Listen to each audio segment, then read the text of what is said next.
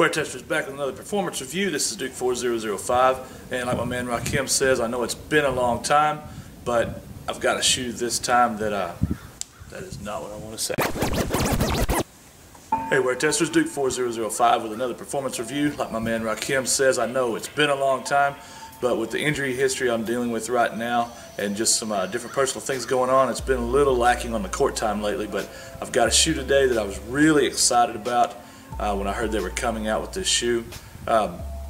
Performance aspects aside, this company used to be just, they were it, man. They were the stuff back in the 90s, and with Iverson, with Kemp, with Rain Man, with Glenn Robinson, Big Dog. They had some designs that were on par with anything Nike was putting out at the time. That being said, it's the Reebok Z Pump Rise. Again, I was really excited about this shoe. Once again, the performance aspects of it, I will get into more of what I think could be done a little bit better, but it's a really, really promising start to what I hope is a history of Reebok putting out some more performance basketball shoes. So that's it. Let's get into it. Okay, so first things first, the materials.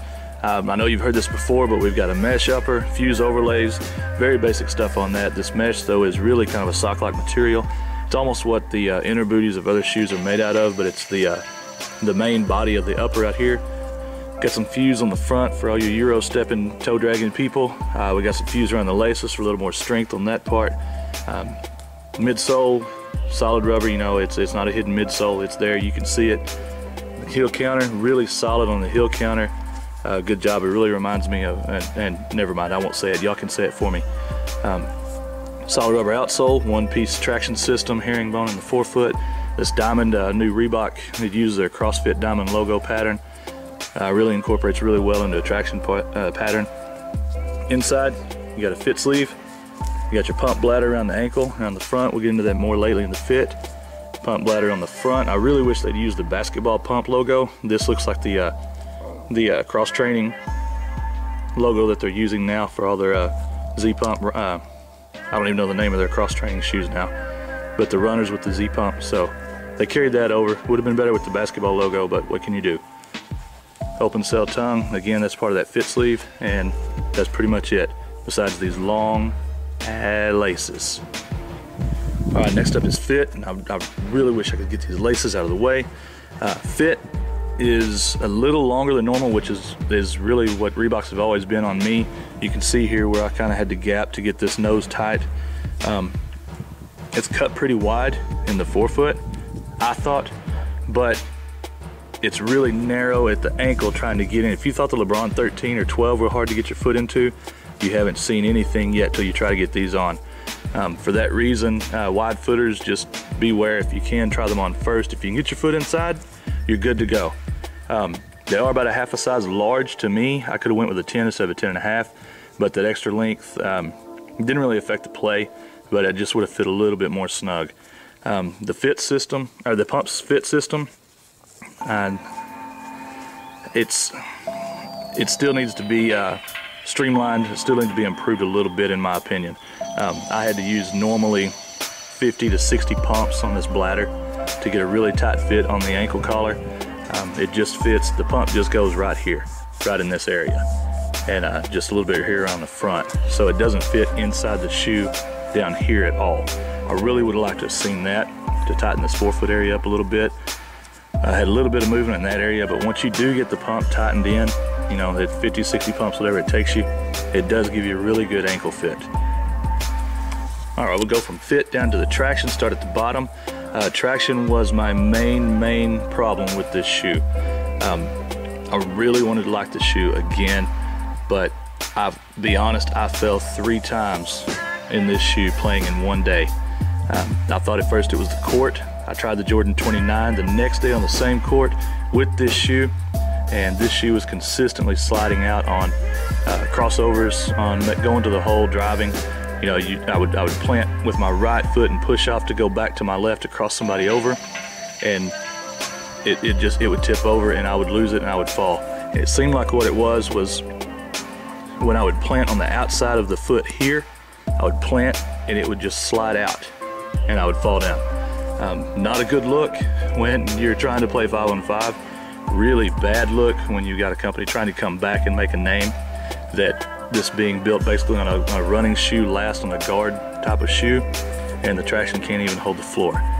Again, it was at a 24-hour court, so it was pretty dusty, but I didn't feel it was the dust on the court. I felt it was just the lack of a flex in the forefoot here. It's pretty stiff, and the traction pattern does go up the ball of the foot right here, but it didn't seem to hold. I'm not sure why. The pattern is good, the rubber is soft, the grooves are wide, so the dust pickup wasn't that bad. It just did not want to hold. It's just the shape of the outsole being rounded or something, I'm not sure. Heel traction was good. I know that sounds funny because not everybody plays on their heels, but you know, coming again, like I say, coming off those picks, those curls, getting ready for jump shots, it's pretty solid base on that part. It's just really quick maneuvers and driving to the hole that I had some problems with. Moving up into the midsole with the cushioning. I know the press release, or the article I read in the Kicks magazine from Slam back in August said it had DMX foam in it, and that initially worried me. Anybody that remembers the original DMX foam should not even have the same name. It's not the same category. However, this shoe did have good cushioning for me. It had actually a little bit of a bounce, a little bit of a response in the forefoot. The heel, again, just felt like, you know, normal foam, but it wasn't anything that bottomed out quickly. I didn't feel any pain off of it. I did feel, you know, pretty quick, besides the traction issue, there was some pretty good feedback to get you back into your next step. If this is DMX foam, good job Reebok on the improvements. If it's not, whatever you're using in the shoe, you should advertise it and go for it. That's the biggest gripe I've had with Reebok in the last few years of their performance basketball shoes, is their cushioning. If this is the tech that you're going with now, keep going and keep making shoes. Okay, now as far as support, again, you got the pump system, gives you a little bit of support around the ankle here just as far as the fit. You got this heel counter. It's not extremely hard and solid. It's more like the Kobe 8 heel counter that we saw. So it's pretty flexible to allow your foot, you know, to feel that freedom of movement. But the way it ties into the midsole, it does keep your foot upright. Fairly wide base on the back. Now it is rounded. You can see here, got some rounding on the sole. You know, it's not extremely stable for a low post player, but it is good enough for a guard or a wing to come off. So you're good there. Forefoot is wide again, but you're looking at the traction. If you don't have traction, I don't feel like I'm really stable. I'm not real confident on hard cuts. There's not an advertised shank in the shoe, but pushing on it, you can feel it's harder here than it is in these areas. So I would assume there's a normal just TPU shank right here, whether it's hidden or not. If not, the rubber is definitely a harder durometer, and it gives you that support you need. All right, so that wraps up my review of the Reebok Z Pump Rise. Is it the best shoe on the market? No, but it's definitely not the worst shoe on the market. Besides that one glaring flaw, I found this shoe, it's got everything I'm looking for. You got fit, you got stability. The cushioning is really improved for a Reebok product from what we saw in their last, you know, their ZigTech days. Priced it, I believe it was $125 when it released. I know some colorways on Finish Line have already dropped under $100, which it's a pretty good deal, except for the traction. If you value traction, beware. You may have a different experience than I did, so know that, but just know, you know, I warned you. It's there. The thought in your mind is there. This colorway, when I first got it, I was kind of like, you know, not real hot. I really liked the water colorways that they did, but looking at it again now, I really kind of dig it. It's different, and that's what we're all looking for now. It's something that's different, I believe. Again, Reebok, good effort on this. Design is sick. I love the way the shoe looks. I think it's a very good starting place. Keep the cushioning, keep the pump, keep the support. Let's figure out something on the traction and get rolling, okay?